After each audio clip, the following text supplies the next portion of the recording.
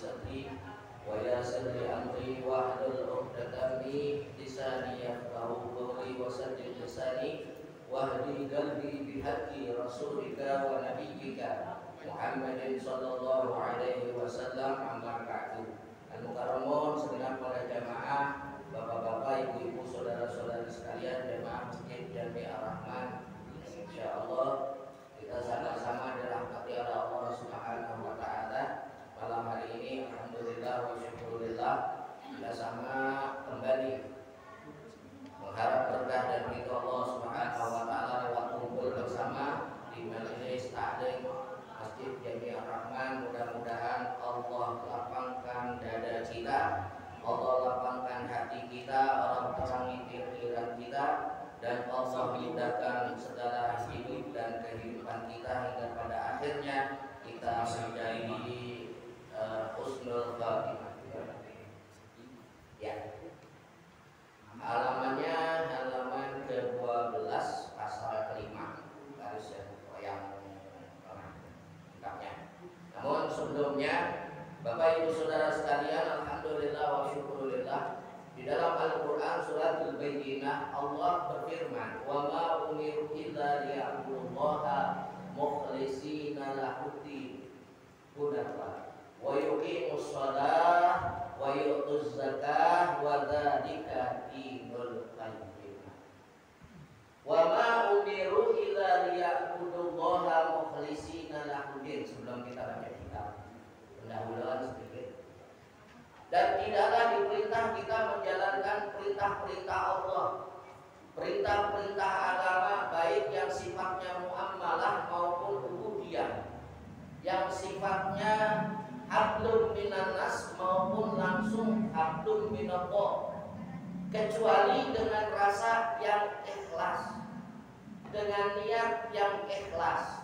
Wa ma umiru illa liya'budullaha mukhlishina lahu-d-din.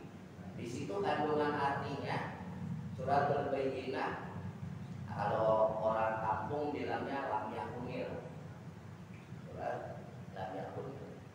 Kalau dulu kita belajar lagi kecil baca lam yakunil ini, giliran sudah nyampe lam yakunil bawa nasi kuning ya. Dulu, kalau sekarang ada yang gitu ya.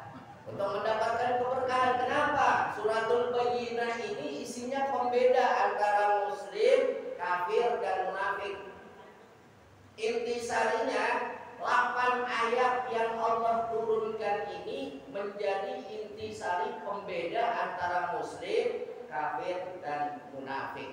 Makanya surat Al-Bayyinah, bayyini wa bayyinah, pembeda di antara. Nama saya Rahmat Baini. Rahmat itu kasih sayang, Baini itu antara kasih sayang. Baini itu nama kedua orang tua saya, Baini dan Murni. Oh, hebatnya orang tua kasih nama. Jadi artinya kalau baca kitab Rahmat Baini itu artinya antara kasih sayang kedua orang tua saya. Tuh, sebuah nama mudah-mudahan jadi doa. Ya, jadi ikhlas dalam hal apa diantaranya Allah jelaskan, wa yuqimus shalah wa yutuz zakah. Zakat ini ada dua, kita sama paham. Ibadah zakat dan sholat. Kenapa dicontohinya sholat dan zakat? Sholat dan zakat itu selalu bergandeng. Aqimus shalah wa ita'uz zakah, selalu bergandeng di dalam ayat-ayatnya Allah Subhanahu wa taala, enggak bisa terpisah kayak ban dalam sama ban luar. Ban dalam sama ban luar, ibarat naik motor seperti itu. Kenapa? Salat itu hablum minallah, zakat itu hablum minallah, via hablum minan nas. Begitu. Zakat itu memerlukan pengorbanan harta. Karena untuk jiwa kita keluarkan harta kita sebanyak sebesar 3,5%, 3,5 liter, 3,5%. Untuk zakat harta kita keluarkan 2,5%. Tapi bagaimana jiwa kita sudah keluar atau tidak keluarnya harta tersebut, mampukah kita merelakan pengeluaran tersebut? Jadi ukuran ikhlas adalah bukan kuantiti. Saya jelaskan sekarang sekali lagi. Orang banyak berpikir tentang definisi ikhlas itu diukurnya dengan kuantitas, dengan jumlah, dengan terima atau tidak terima, dan diukurnya dengan harta duniawi. Padahal ikhlas itu kata ulama tidak berbunyi dan tidak berbentuk dalam tulisan apapun. Begini, surat Al-Quran dari surat Al-Baqarah sampai Anas itu pasti dalam kalimat ayat-ayatnya disebut nama sesuai nama suratnya. Betul?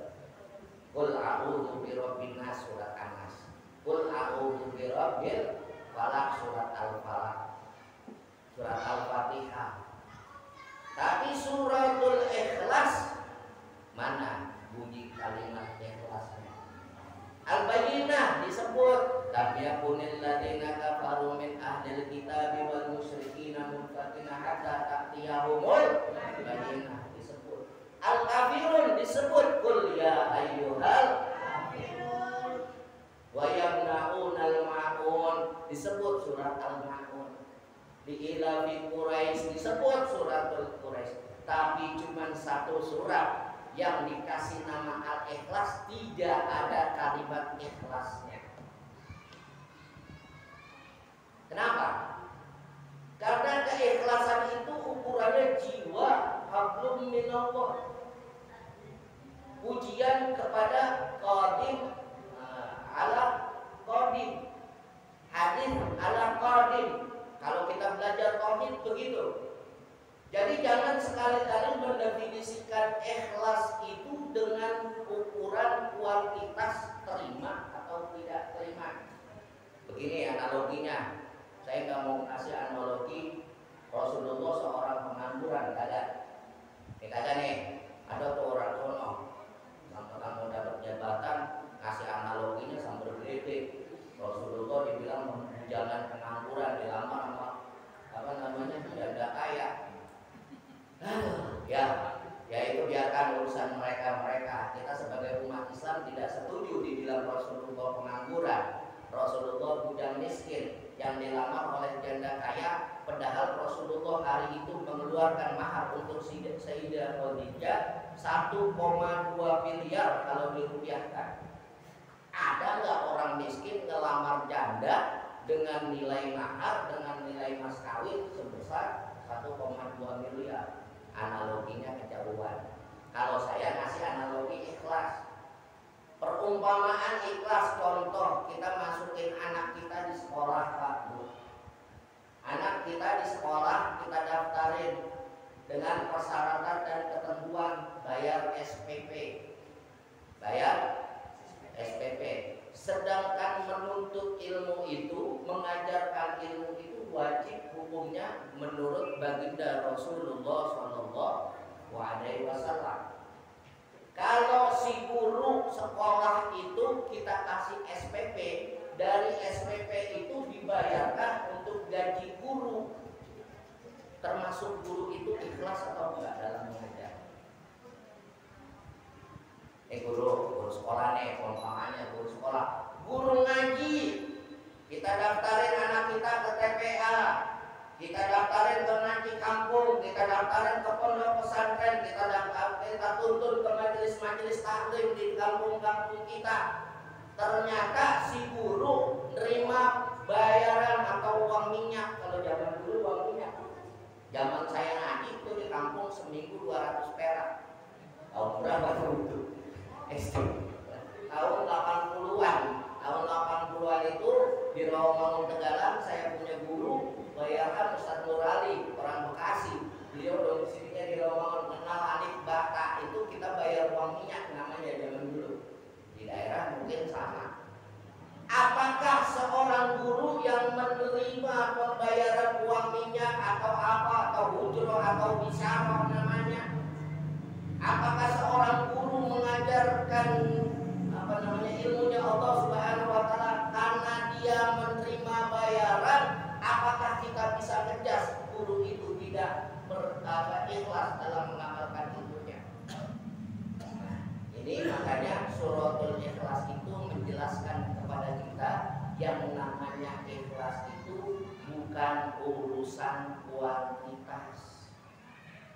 tidak bisa kita menghukumi segala sesuatu yang kita lakukan, kita kerjakan, yang ada hubungannya dengan hablum minallah lewat jalan hablum minannas, kita hukumi seseorang yang menerima atau mengeluarkan sesuatu di jalan Allah, kita anggap tidak ikhlas dalam beribadah. Makanya jangan sekali-kali kita gampang ngejas orang karena ukuran ikhlas itu tidak bersuara, tidak berbentuk kalimat. Oh, saya mah jadi imam masjid nggak perlu dibayar. Saya mah jadi imam masjid ikhlas lillahi ta'ala. Dengan kalimat yang demikian berarti itu gak ikhlas menjalani jadi imam di masjid. Kenapa? Karena berkalimat, yang namanya berkalimat tidaklah dimasukkan kategori ikhlas. Dalilnya apa? Lihat suratul Ikhlas. Qul huwallahu ahad, Allahus lam yalid walam yakul lahu kufuwan ahad. Satu tujuannya, akhirnya walam yakul lahu kufuwan ahad. Ini belajar ikhlas, ini belajar hikmah.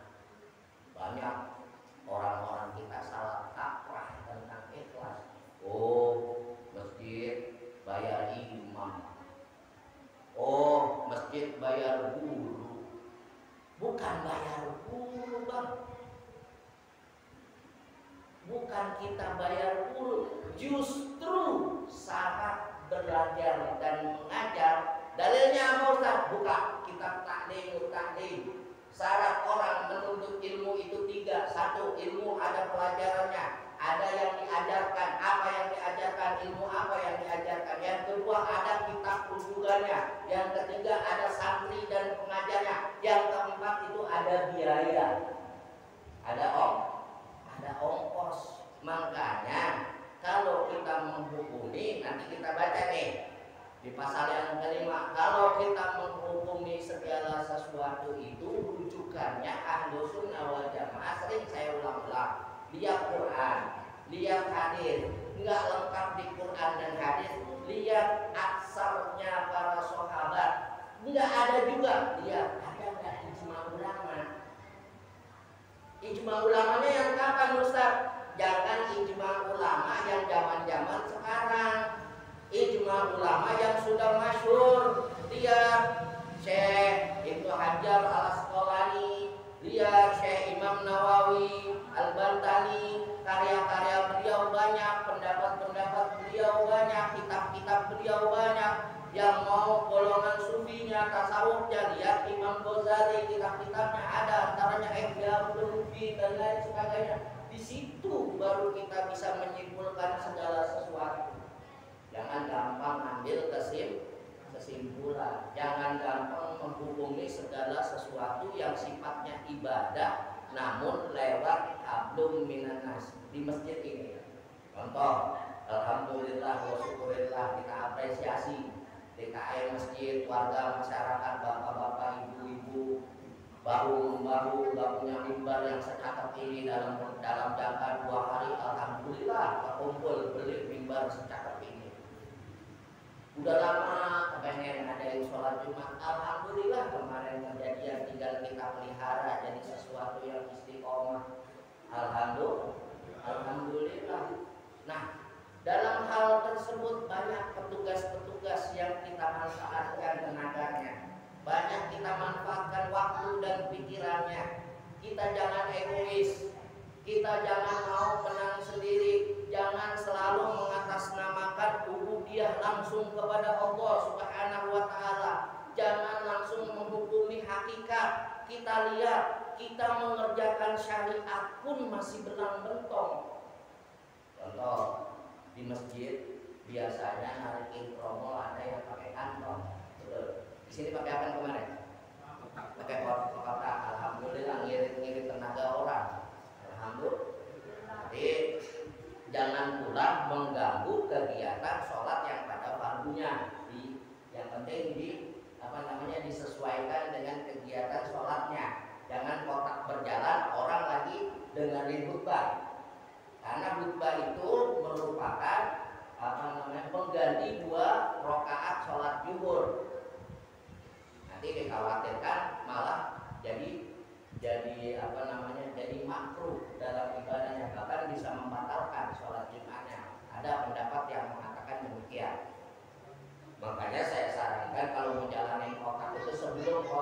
Ini bagaimana caranya, atur aja ya gimana caranya.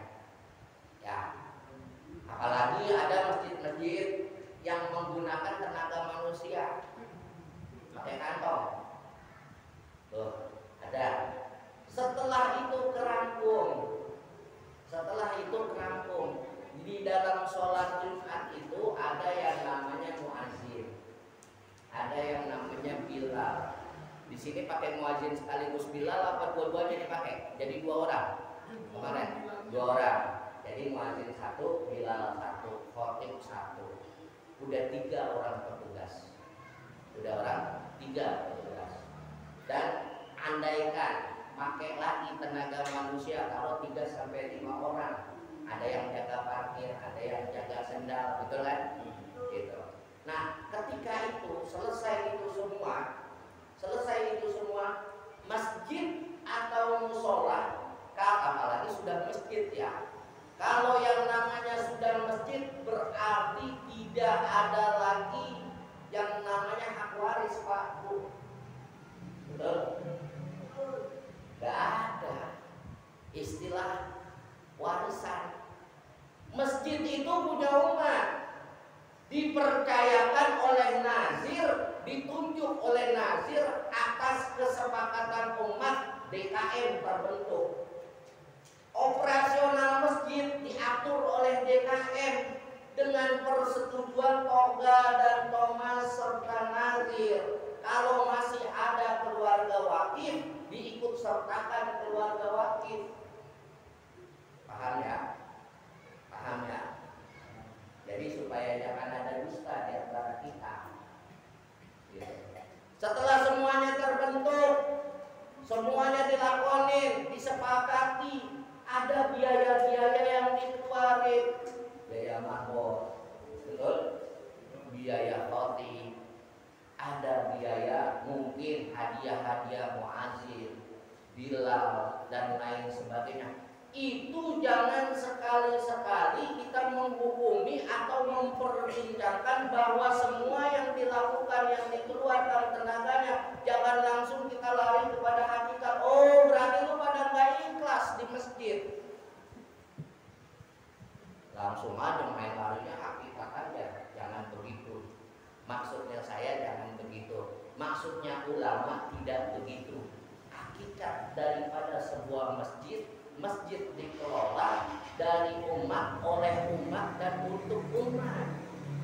Ketika memang mampu dan yang bersangkutan DKM punya kebijakan mengeluarkan sebagian penghasilan masjid untuk umat, kembali ke personalnya. Ketika dia mau terima, dia terima dulu. Dia mau masukin lagi menjadi amal dia untuk Allah, atau dia untuk memenuhi kehidupannya di dalam rumah tangganya dan kehidupan sehari-harinya, tidak ada masalah.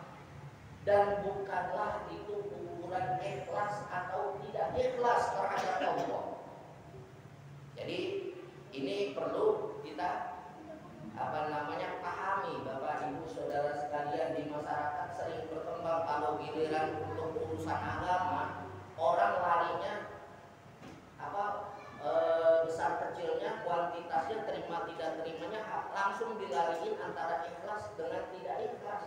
Padahal kita, Pak, maaf Bu, maaf Pak, ketika kita menyekolahkan anak jangan jauh-jauh, les tari aja, les tarian atau sanggar kebudayaan, kita daftarkan anak kita main pencak silat aja.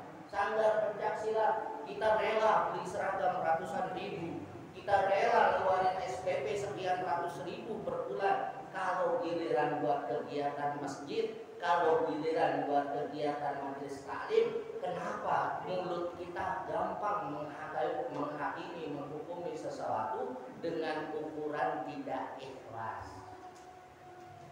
Padahal sodakoh yang paling hadiah atau sodakoh yang paling utama, yang paling Allah rindukan, yang paling Rasulullah cintai, manakala kita menyayangi sesama orang-orang yang adil, orang-orang yang berilmu. Kadang-kadang kita tega, Pak Bu, mengukur keikhlasan dengan pemberian nominal. Padahal itu semua tidak ada artinya apa-apa. Kalau kita ingat, maaf, kita ngaji dari kecil sampai tua, bahkan sampai kita bawa mati, itu akan ditanya, hei fulan bin fulan, man rabbuka wa man nabiyuka wa ma imamuka wa ma kiblatuka wa man ikhwanuka. Apakah ada di dalam pelajaran matematika? Ada nggak pertanyaan malaikat munkar nakir jawabannya 1 tambah 1 2? Nggak ada. Yang ada di pelajaran pengajian, itu ilmu pengajian bakal kita bawa sampai mati. Tapi kita sama seorang guru dari anak-anak kita, contoh, kadang-kadang suka keceplosan, suka kebablasan. Pengajian bayar mulu, mau maulid nyumbang, mau Isra Mi'raj nyumbang, kan begitu ya. Seragam nyumbang, beli kitab nyumbang, beli kitab harus keluar duit tuh. Giliran sekolah kita nggak pernah perhitungan. Giliran anak kita kuliah kita nggak pernah hitung sampai berapa juta kita keluar. Padahal itu kuliah hanya sampai di perut mereka, kuliah hanya sampai di dunia mereka. Iya, dunia majra'atul akhirah. Betul, dunia itu ladangnya akhirat. Kalau mereka bisa memanfaatkan hadiah keduniaannya untuk akhiratnya. Tapi kalau tidak, malah akan mencelakakan mereka karena kesombongannya di alam dunia. Itu yang namanya ilmu dunia. Berapa banyak orang yang pandai, orang yang cerdas, rela menghina baginda Rasulullah SAW dengan menyebut beliau adalah budak miskin.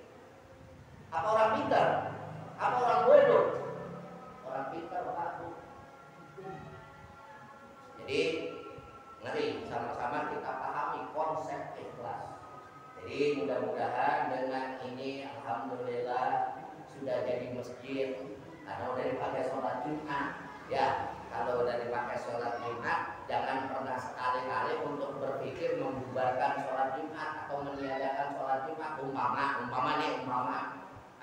Jumat pertama rame, penuh, Jumat keduanya rada surut, cuma 1 saf, 2 saf. Artinya tidak sampai 40 orang. Insya Allah penuh terus ya. Tapi evaluasi, entah udah nggak usah ngadain lagi lah, jangan begitu. Ya, mudah-mudahan Allah juga Maha Tahu.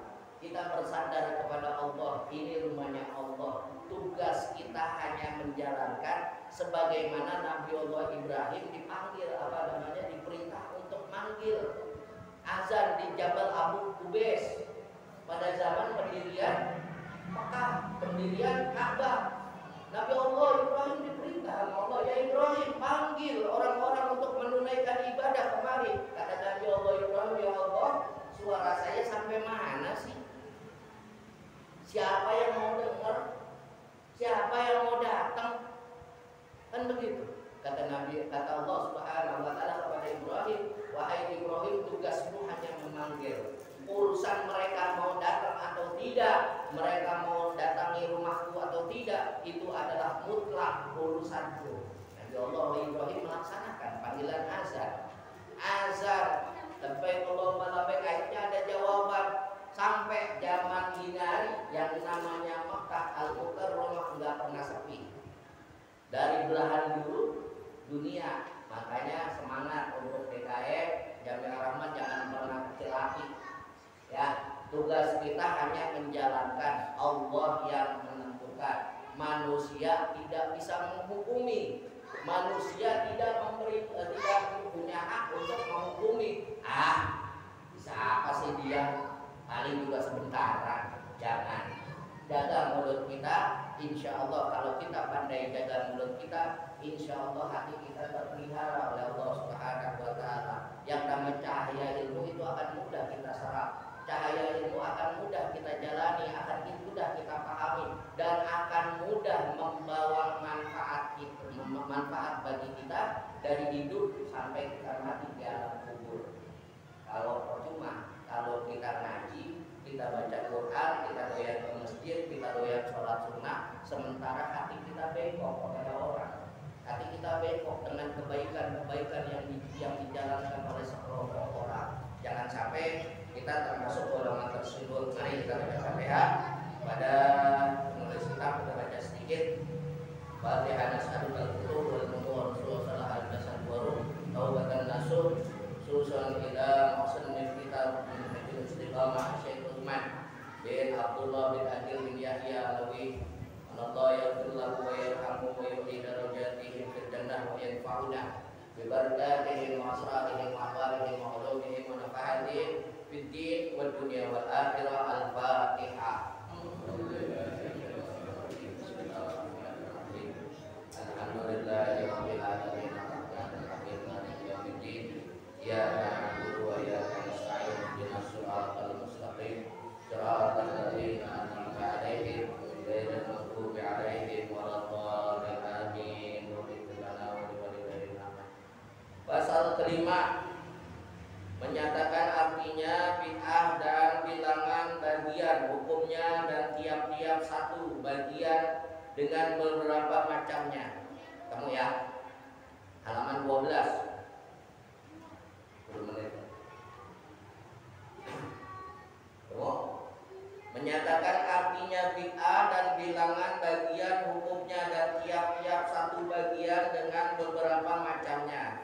Bermula artinya bid'ah yaitulah barang yang baru diberitakannya atau baru ditimbulkannya sesudahnya zaman Rasulullah SAW. Jadi artinya bid'ah secara bahasa sesuatu yang baru yang ada setelah zaman Rasulullah SAW. Adapun bilangan hukumnya maka adalah itu 5 bagian. Jadi yang namanya bid'ah itu ada 5. Jadi kita lihat dulu yang model apa perbuatannya. Enggak semuanya perbuatan yang baru itu bid'ah yang sesat. Maksudnya seperti itu. Tiap-tiap satu bagian dengan dalilnya dan ada beberapa macamnya. Bermula bagian pertama daripada itu yaitu bid'ah yang haram. Ya, ada bid'ah yang haram. Dan setengahnya atau menjadikan kafir, murtad, maka itulah yang menyalahkan syariat. Menyalahkan syariat. Contohnya bid'ah yang haram yang adanya setelah zaman Rasulullah itu perdukunan contohnya. Itu bid'ah haram. Jelas. Perdukunan salah satunya ya. Bismillah saja. Bagian pertama daripada itu yaitu bid'ah yang haram dan setengahnya menjadikan kafir murtad, maka itulah yang menyalahkan syariat di dalam i'tiqad atau di dalam amalan-amalan. Maka inilah bid'ah yang keji lagi amat tercegah pada syar'i yang akan tersebut setengah daripada macam-macamnya di pasal yang ke-8. Nanti akan rinci itu di pasal ke-8. Bid'ah yang sesat itu apa namanya, bid'ah yang haram itu apa aja jenisnya, di pasal ke-8 nanti ada. Adapun dalilnya dari kitab Fathul Mubin karangan Syekh Ibni Hajar Al-Asqalani. Qala Syafi'u radhiyallahu anhu ma uhditha wa qalafa kitaban aw sunnatan aw ijma'an aw atharan fahuwal bid'atud dhalalah. Artinya bermula barang yang baru dibuatkannya yang bersalahan pada Al-Quran dan hadis atau pada ijma atau pada aksar, yakni daripada sahabat atau aksar para sahabat atau tabi'in, maka itulah bid'ah yang menyesatkan adanya. Dan daripada kitab Tanwir Nuruz Zolam, kitab Nuruz Zolam karangan Syekh Nawawi Al-Bantani, wa taniha haramun wa huwa kullu bid'atin tanawalathu fawaidut tahrim. Artinya kedua bid'ah yang haram yaitu tiap-tiap yang mengatakan dia oleh segala kaidah muharramkan, yakni yang masuk pada bilangan haram pada syar'i. tiap-tiap sesuatu yang baru yang qaidahnya itu haram. Contoh qaidahnya haram, masak pakai sage. Paham ya sage ya? Sage itu kan terbuatnya dari arak. Ya. Sage terbuatnya dari arak. Kalau kita ke restoran asing itu hati-hati. Kalau kita yang sudah paham ngaji, tanya dia masaknya pakai sage enggak? Sage itu sejenis minyak penyedap rasa, tapi itu komponen dasarnya adalah arak. Buat nasi goreng, buat apa? Kenapa nasi goreng itu di restoran mahal itu suka ini karena itu ada kandungan alkoholnya. Itu baru di zaman Rasulullah nggak ada bumbu penyedap seperti itu.